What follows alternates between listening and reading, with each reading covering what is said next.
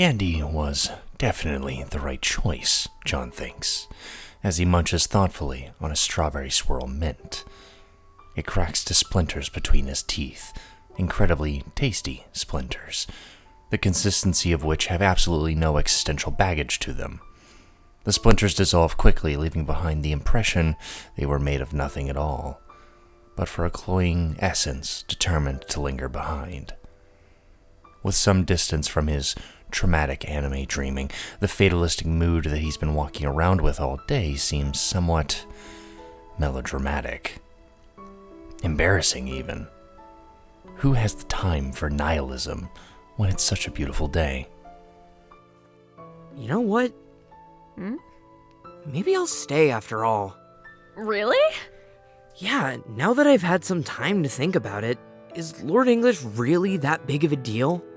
I mean, I know Rose said it was a big deal, that canon would dissipate if I didn't go do it, whatever that means. Isn't it just as likely that I could mess up a whole bunch of stuff if I go back there? The idea of going back in time, or back into canon, or whatever, and fighting this huge battle that serves some vague purpose I'm not sure I even understand? It feels so heavy. And I'm not feeling that heavy suddenly. I feel kind of the opposite, actually. I feel like maybe I just don't give a shit.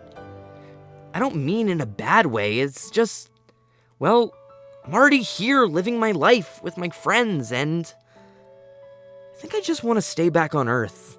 Forget I ever heard of Lord English, and just relax. Is that selfish of me? I don't know. It just seems like a lot of responsibility for one person.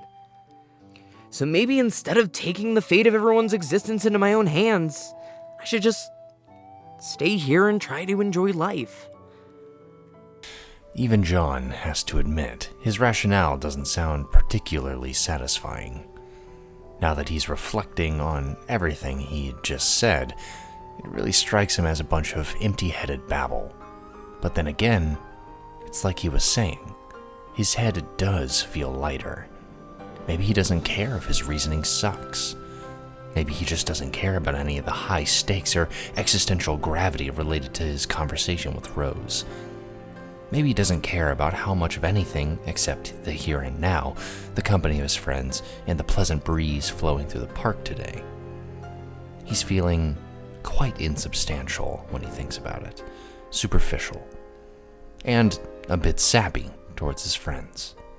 So what if he wants to make an insubstantial, superficial, and sappy decision?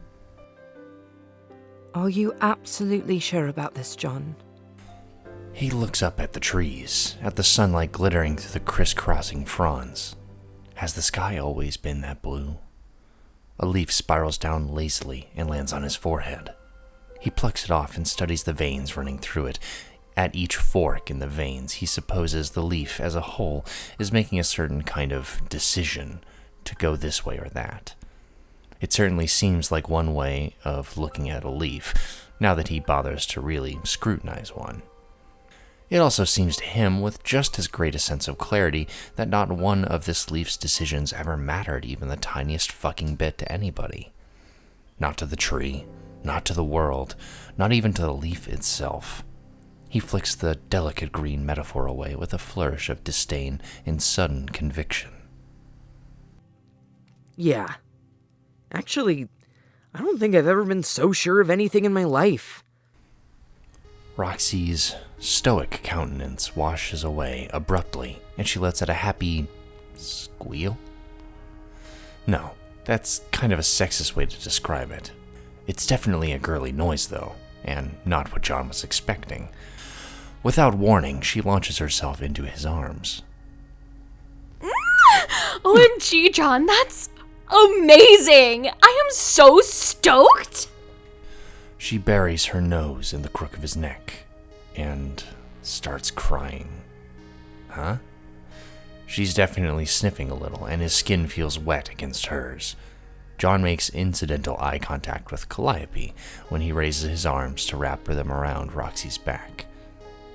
He's startled for a moment, but Callie's just looking at him with that big, serene smile on her skull.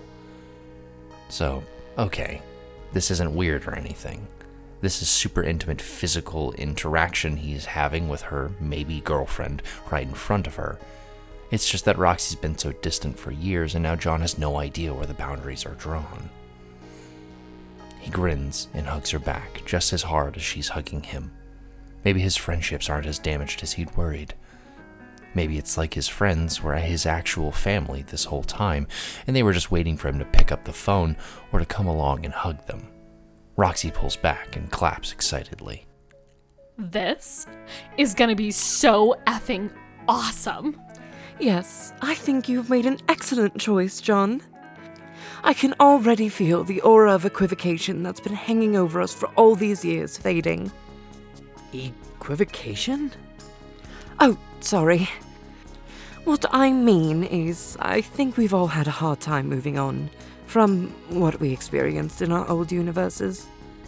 Now we finally can put all that ugliness behind us. Oh, John, this is amazing.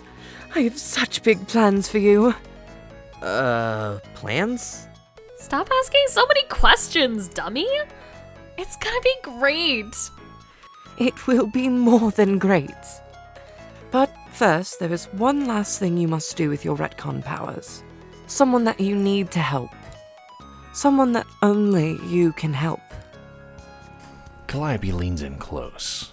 The angle of the sun makes it so that she dips into shadow. The sharp recesses of her skeletal face turn those shadows black.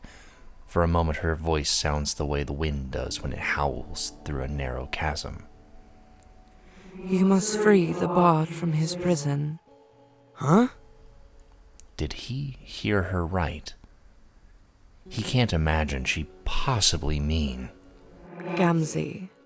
Calliope puts her hands together, pulls back, smiling sweetly. Her voice is sugar-sweet again. Let poor Gamzee out of the fridge, John. The time has come. Poor Gamzee? He's surely learned his lesson by now. If we are to turn over a new page in this story, we should turn that page for everyone. Gamzee must begin seeking redemption. He has suffered enough. Has he, though? Oh my, yes, absolutely. Are you sure? Of course. John glances at Roxy, seeking support. She smiles at him benignly, apparently having no opinion whatsoever on this topic. Sure, okay. He can't help but make a disgusted face at the thought of it, but he shrugs. Why the hell not? He's feeling lighter, remember? If it's time to let go of his long-held worries and hang-ups, then so too it may be time to let loose a long-suffering clown. If this is to be the age of redemption, then let it begin, he decides. Not with a bang, but a honk.